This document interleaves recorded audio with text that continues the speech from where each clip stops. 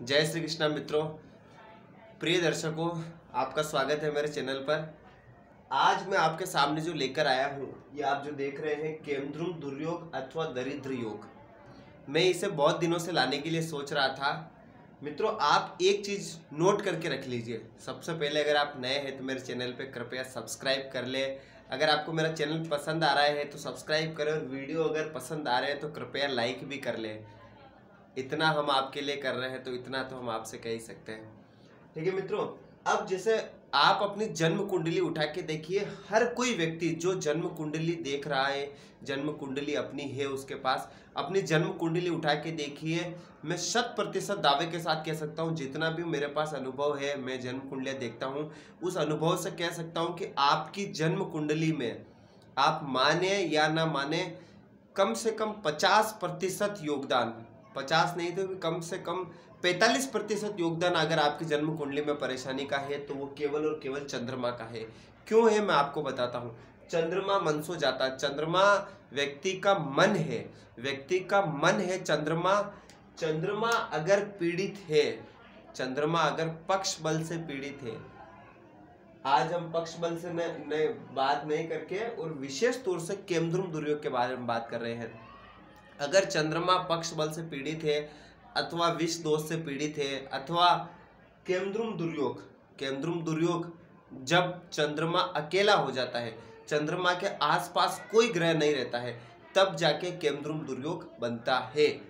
मैं आपको समझाता हूँ बोर्ड से, मैं आपको इसको बताऊंगा, आराम से बताऊंगा। मैं आपके इसके बारे में बता दूं, चंद्रमा ऐसा ग्रह है, अगर वो पीड़ित है तो आप लिख के ले लीजिए, आपका मन भटकेगा भटकेगा भटकेगा, अवश्य भटकेगा।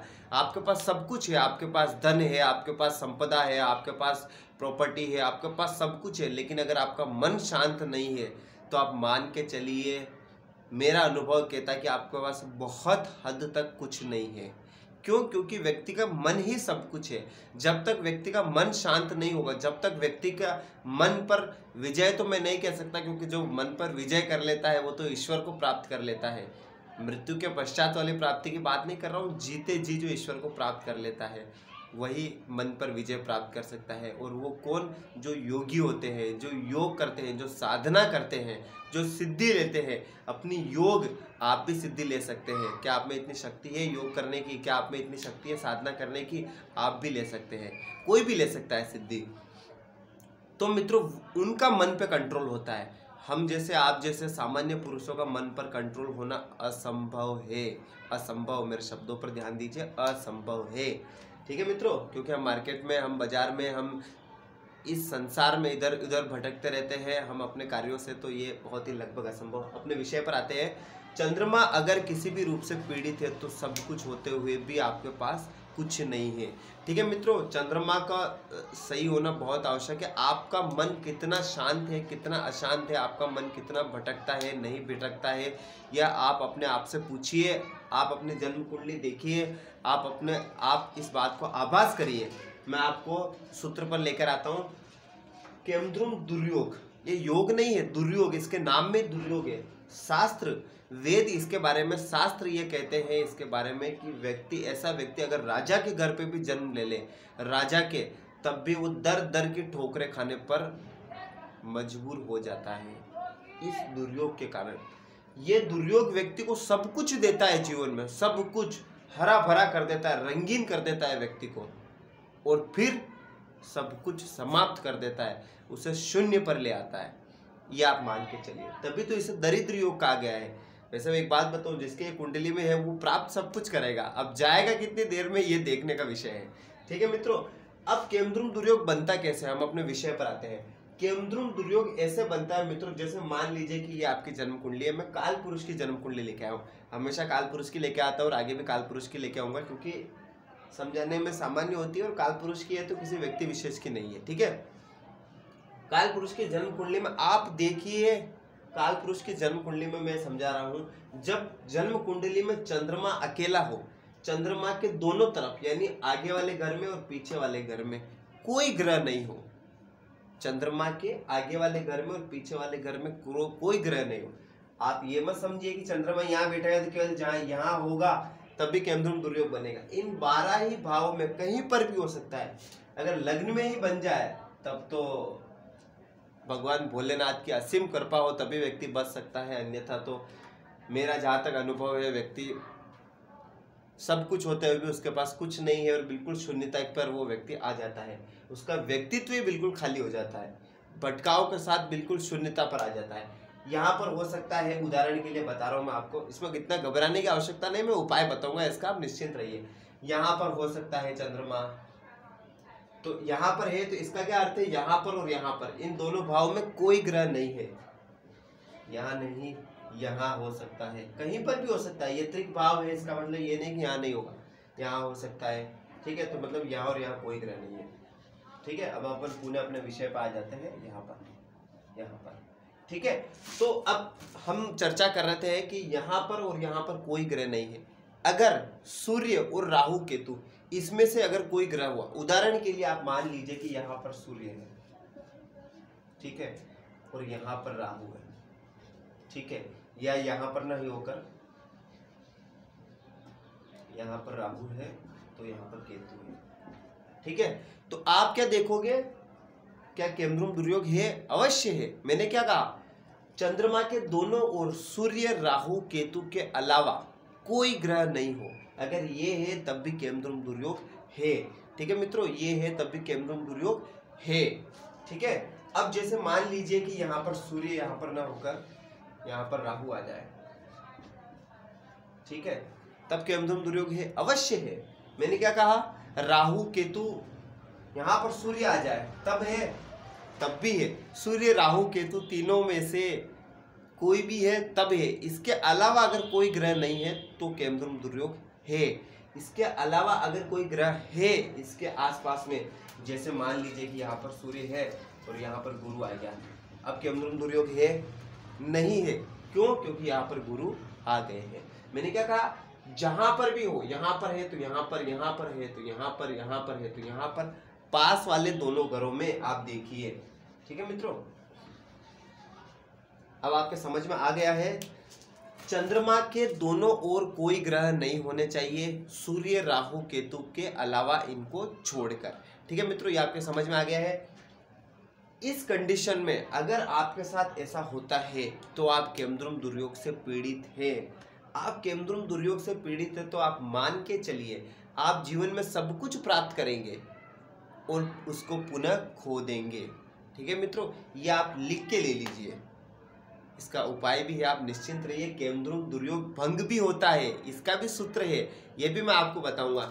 लेकिन मित्रों भंग केवल एक विकल्प है, बस, इससे ज़्यादा कुछ भी नहीं है, ठीक है मित्रों। जैसे एक सामान्य भयंकर बुखार आ रही है और एक सामान्य सी टेबलेट किसी को दे दे तो विकल्प है कि बस आज के लिए उसको ठीक मिल जाएगा। इसका मतलब ये नहीं बुखार पूर्ति से ठीक हो गई है या उसके लिए उसका परमानेंट इलाज करना पड़ेगा। केवल एक दवाई वजह से कुछ भंग वंग होने वाला नहीं है, ठीक है मित्रों। और परमानेंट इलाज क्या है वो मैं आपको बताऊंगा। अब अगर मान लीजिए कि देखो चंद्रमा अगर केमद्रुम से पीड़ित है तो आप मान के चलिए वो 3 भावों को प्रभावित करेगा। किन भावों को? कितने भावों को? 3 भावों को, प्रथम द्वितीय तृतीय। 3 कौन से भाव हुए? एक तो जहां का स्वामी है, जैसे मान लीजिए कालपुरुष में चतुर्थ भाव का स्वामी है, चतुर्थ भाव का स्वामी होकर के भाग्य में बैठा है और भाग्य में बैठ करके अपनी पूर्ण सात्विक दृष्टि परिश्रम भाव पर यानी पुरुष पराक्रम भाव पर डाल रहा है। तो कितने भाव को प्रभावित करेगा? जहां का स्वामी है, जहां पर बैठा है और जहां पर दृष्टि डाल रहा है। तो कैसे ये अपना प्रभाव देगा आप समझिए। यहाँ से बैठकर यहाँ दृष्टि डाल, यहाँ का स्वामी होकर यहाँ बैठ गए, चतुर्थेश होकर भाग्य में बैठे हैं। तो चतुर्थेश होकर भाग्य में बैठे हैं तो आप देखिए कि चतुर्थ भाव का स्वामी होकर भाग्य में बैठे हैं। तो चतुर्थ भाव किसका स्वामी है? अपने वाहन का, अपने सुख सुविधाओं का, अपने मकान का। तो ऐसे व्यक्तियों के मकान तो होंगे, सब कुछ होंगे, गाड़ी मकान सब कुछ होंगे, लेकिन वो सब कुछ होते हुए भी उनको खो देगा। अब कैसे खो देगा? क्या कोई उसका मकान उठा के ले जाएगा? क्या कोई गाड़ी उसकी घर के बाहर पड़ी उठा के ले जाएगा? ऐसा बिल्कुल नहीं होगा। कैसे खोगा? व्यक्ति स्वयं अपने गलत निर्णयों से वो सारी वस्तुएं गवा देगा। प्राप्त कौन करता है? व्यक्ति स्वयं।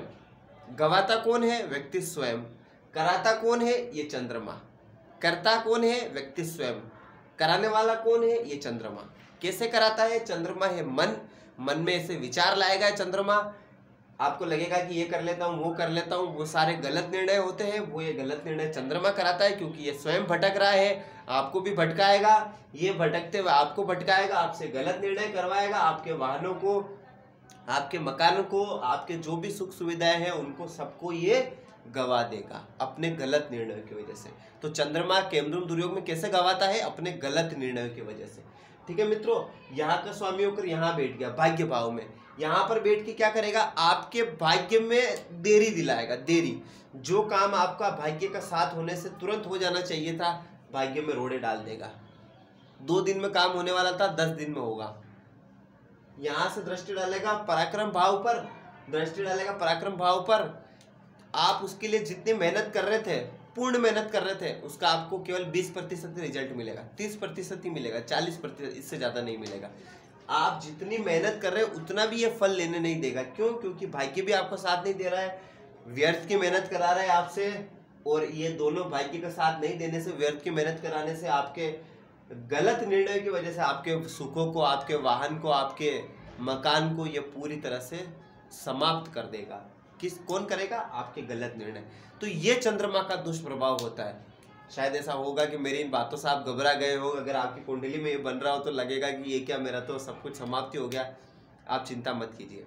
अब मैं आपको बताता हूँ, अगर उदाहरण के लिए और छोटा और मैं बताना चाहूँ तो जैसे मान लीजिए ये यहाँ नहीं बैठकर यहाँ बैठ जाए, दाम्पत्य को समाप्त करेंगे, अवश्य समाप्त मतलब भयंकर परेशानी ला देंगे। यहाँ बैठ जाए, उसके व्यक्तित्व को ही खत्म कर देंगे, व्यक्तित्व को खत्म कर देंगे, मन अशांत, मन भटकाना, कोई चीज समय पर नहीं होना, मतलब कोई चीज सही निर्णय नहीं लेने देना, सब कुछ उसको परेशानी में डाल देंगे। ठीक है, आप ये मान के चलिए। अब मैं आपको उपाय बताता हूँ इसके, कभी मौका मिलेगा तो मैं और इसके डिटेल में बताऊंगा, विष दोष के बारे में बहुत सारी चीजें मैं बताऊँ। इसके उपाय बताता हूँ। चंद्रमा के केमद्रुम दुर्योग के क्या उपाय है? केवल और केवल एकमात्र उपाय है, इसके अलावा कोई उपाय नहीं है। भोलेनाथ की सेवा करो, भोलेनाथ की शरणागति में चले जाओ, भगवान शंकर महादेव की शरणागति में चले जाओ। इसके अलावा कोई उपाय नहीं है और कोई आपको बचाने वाला नहीं है। चंद्रमा को केवल भगवान शंकर ही शांत कर सकते हैं। ठीक है मित्रों, तो भगवान शंकर के शरणागति में चले जाओ आप। सोमवार से सोमवार उनके ऊपर कच्चे दूध से अभिषेक करो और उनकी तन मन धन से सेवा करो। आपके केमद्रुम दुर्योग को वो शांत अवश्य करा देंगे। नहीं तो आपके पास कोई ज्योतिर्लिंग हो, कोई शिवलिंग हो, तो वहां पर जाके आप उनके दर्शन करिए, उनकी पूजा करिए, अवश्य ये केमद्रुम दुर्योग आपके शांत हो जाएगा। किसी भी भाव में हो सकता है, मैंने उदाहरण यहाँ का लिया है। ठीक है मित्रों, भगवान शंकर की आप ज्यादा से ज्यादा सेवा करिए। भगवान शंकर को तांडव स्तोत्र पढ़कर सुनाइए, हो सके तो महीने में 2 बार, प्रदोष के दिन, नहीं तो सोमवार सोमवार सुनाइए, नहीं तो पूर्णिमा के दिन सुनाइए, आपको अवश्य इसका लाभ मिलेगा। पूर्णिमा के दिन आप दूध से अर्घ्य दीजिए चंद्रमा को, तो इससे लाभ मिलेगा। ऐसे अनेक उपाय मैं आपको समय अंतराल से बताता रहूँगा। चैनल को देखते रहने के लिए, वीडियो को देखते रहने के लिए बहुत बहुत धन्यवाद। मैं निःशुल्क जन्म कुंडली बहुत जल्दी लाने वाला हूँ। मेरे पास समय की बहुत कमी है, मैं क्षमा चाहता हूँ आपसे, लेकिन बहुत जल्दी लाने वाला हूँ। आपको अगर करानी है अपनी जन्म कुंडली अध्ययन, कमेंट बॉक्स में अवश्य डालिए। मुझसे अगर कंसल्ट करना है, ये नंबर दे रखे आप संपर्क करिए, आपकी प्रत्येक समस्या का समाधान किया जाएगा। देखते रहने के लिए बहुत बहुत धन्यवाद। जय श्री कृष्ण।